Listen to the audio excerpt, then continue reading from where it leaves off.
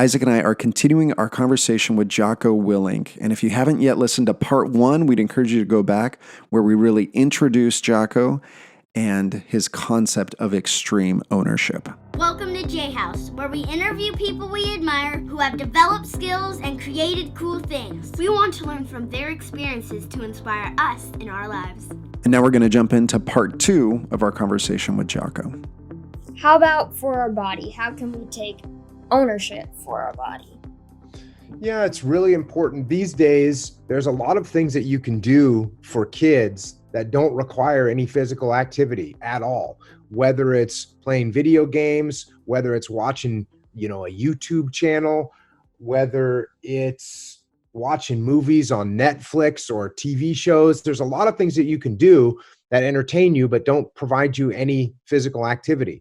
And the more you sit around, the weaker you get. So in this day and age, it's very important that kids understand how important it is to get out there and do exercise, play real sports, and be active. If you don't keep your body active, your body's going to get weak and you're going to not be healthy. Yeah, my kids were starting to do pull-ups. They've been trying to beat their mile run. They've been very motivated by Mark's adventures that he's had in those books. Yeah, so in your book, Mark's Mission, you say your attitude actually changes everything, especially things you don't think you can change. Look at how you're blaming everyone else for your problems. If you don't think the problems are yours, how can you solve them? How can we overcome blaming? That right there is Uncle Jake's way of explaining extreme ownership to Mark. And it's kind of what I was talking about earlier. The minute that you start blaming other people, you've got to realize that now you've given up control. You don't have control anymore. If everything that goes wrong is someone else's fault, then that means there's nothing you can do about it. And if there's nothing you can do about it, you're powerless. Now, if you reverse that and change it around and you say, if something goes wrong, it's actually my fault, then you have the power to fix it. So that's why taking ownership is so important for anyone if they want to improve the way they're living their life. If your team isn't doing well in soccer and you decide, well, I'm just on a bad team. And when you're on a bad team, you don't practice any harder. You don't talk to your teammates about what you could do better, about how you could help them. You don't drill extra. And if you don't do any of those things, you're never going to get better. But if you say to yourself, oh, you know what? We keep losing games. I need to practice more. And now you start practicing more. Well, when you practice more, you get better. And when you get better, and now you're practicing with your teammates, you make them better. And as they get better, they make the whole team get better. And next thing you know, you look around and you start winning soccer games. And it starts with taking ownership of what's happening. So the rewards of taking ownership is that you actually solve the problems that you have. You talk about how important it is to desire what you're doing and even to try to make it fun. How do we help kids find it fun to do self-improvement? You just have to turn things into a game. And another story I like to talk about being in the SEAL teams is when you get done shooting on a range in the SEAL teams, you leave a bunch of shell casings, little brass casings all over the place. And you have to pick all those things up. Someone's got to get down there and pick those little shell casings up. And guess who has to do it? Yes, the big tough Navy SEALs have to get down on their hands and knees for 2 days picking up all the mess that they made.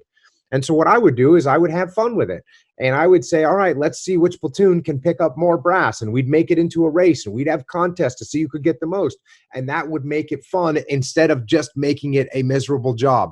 So as much as you can, not just kids like to have fun. Everyone wants to have fun. So instead of looking at things from a perspective that they're miserable, look at things and say, how can I have fun doing this task? I love that. Isaac, I want you to think about this experience, and this is related to something you've shared before, Jocko, but I want you to imagine that you get your dream job. For you, I would say that's like playing for the Kansas City Chiefs, maybe. Yeah. We're big fans of the Chiefs. So say you finally get the job, you're finally up there, and you're excited about your rookie year, and then you find out that what your assignment is to clean the toilets. How would you feel about that? How would you respond to that? Devastating. Like, they don't appreciate all the work that I have done to get there. Like, I worked really hard. Tell us for you, Jocko, I've heard you talk about this as a Navy SEAL. You know, it was your dream to make it up the ranks, and you finally get there, and your first assignment is to clean the toilets. How did you deal with that appropriately to continue to progress? That is true. The first thing that I did when I got to SEAL Team 1 as a young SEAL, just coming out of basic SEAL training, first thing I got assigned to do is clean the toilets. And yeah, that could be disappointing, but you know what I did? I attacked that job like I was attacking the enemy, and I did my absolute best to clean those toilets as clean as they could possibly be. And the people that were around, the people that were more senior in rank to me, they saw what I was doing. They saw I was a hard worker. They saw I had the humility to take on tough jobs or jobs that some people would think were below me. They saw that I would get down there and get dirty and get the job done. And that is a super quality for a person to have to be on any team. So that's the way I look at any job. I'm going to do any job that gets assigned to me to the absolute best of my ability. And I know that in the long run, that'll pay off and I'll get some more desirable jobs, some jobs that I want to do more in the future. Since most kids don't have an Uncle Jake, what advice for kids who have a hard situation would you give? You know, that's kind of why in the book, Way of the Warrior Kid, I used an uncle because the uncle has to go away. And if you remember at the end of the Way of the Warrior Kid, when Mark is worried that Uncle Jake is leaving, Uncle Jake says, you don't really need me. You don't need me here. You know what you should do. You know what to do to stay on the path. You know what to do to stay healthy. You know what to do to get smarter. You know what it means to be nice to people. You understand what it means to be a leader and keep your room clean and do your chores like you're supposed to do them. You know how to do these things. You don't need Uncle Jake. And even though it's nice to have Uncle Jake and it's always good to have someone to look up to and to follow, you're not always going to have that in your life. And you have to figure out what the right thing is to do. And you usually know what that is. And then you go do it. One of your sayings is that discipline equals freedom. I think a lot of times, especially for kids and for adults, we think of freedom as the chance to just lay around all day, to play video games as much as we want, to eat as many nachos and mint chocolate chip ice cream as we want. What's the response to that discipline equals freedom rather than video games equals freedom?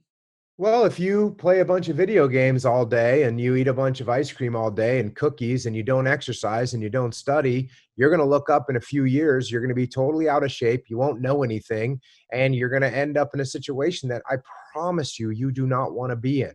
You're going to end up being a slave to bad health. You're going to be a slave to needing video games. And I know it seems crazy, but there's adults that have an addiction to video games or they have an addiction to food. They become slaves to these items and they are not free. So what you do to combat that is you start when you're young and you don't allow yourself to become a slave to these things that are designed. This is something that kids don't recognize a lot. There's adults that are out there that are designing games that the whole purpose of the game is to get you, to trick you into playing it one more time and playing it one more time and playing it one more time. Because the more you play their video games, the more money they get. And it's the same thing with food. There are adults out there that they do everything they can to make that food taste just perfect when it goes into your mouth. And they just want you to eat a little bit more and eat a little bit more and eat a lot more. That's their whole goal, so they get more money. And you will end up being a slave to those people that are making things that you get addicted to. So what you have to do is you have to have discipline in your life. You have to control yourself. And if you have control, you will end up with freedom. When you were a kid, was there anything that you did that helped you become a hard worker now? When I was a kid, there was things that I did. Yeah, I worked in all kinds of different situations trying to make money when I was a kid. I was a dishwasher. I was a food server. I mowed lawns. I babysat. Just about every job that you could think of, I probably did. And as far as where my work ethic comes from, I think my work ethic comes from the fact that I'm not the smartest kid, or I wasn't the smartest kid. I'm not the smartest grown man. I wasn't the strongest kid. I'm not the strongest grown man. I'm not the fastest. I'm not really great at anything. So the only thing that I could do to make sure that I could do okay was just to work really hard. And when I worked hard, I saw what the results were. The results were when you work hard, you do better in life. And so working hard has always been something that's key to me. And it's something that I still continue to do this day. What are you working on right now? What's the future hold for Jocko and books and projects? What's coming down the pipeline for you? Well, I'm always making podcasts. I have the Warrior Kid podcast. I have a new podcast called The Thread, which, as you mentioned, is sort of about history and the way history relates to where we are today. I have my original podcast, which is called Jocko Podcast, which is really about leadership and war. And then I have a podcast called The Grounded Podcast, which is about jujitsu. So those are my podcasts. I have written a bunch of books, and I'm writing another Warrior Kid book right now. I'm also writing, I just put out another leadership book called Leadership Strategy and Tactics. I'm writing a novel that should come out in the summer of 2021. I'm training jujitsu, working out, and hanging out with my family. I mean, I'm just amazed at how many things you have going on. It's been motivating me to wake up earlier and make more of the opportunities I have. We're deeply inspired by your example, but we really appreciate your time and talking with us, and we would love to stay connected. Well, thanks for having me on. I appreciate it, and make sure you stay on the Warrior Kid path. If you liked what you heard, we'd love for you to leave a podcast review. To follow along on our family's adventures, connect with us at J-House Vlogs on YouTube, Facebook, and Instagram. Thanks for listening. J House out.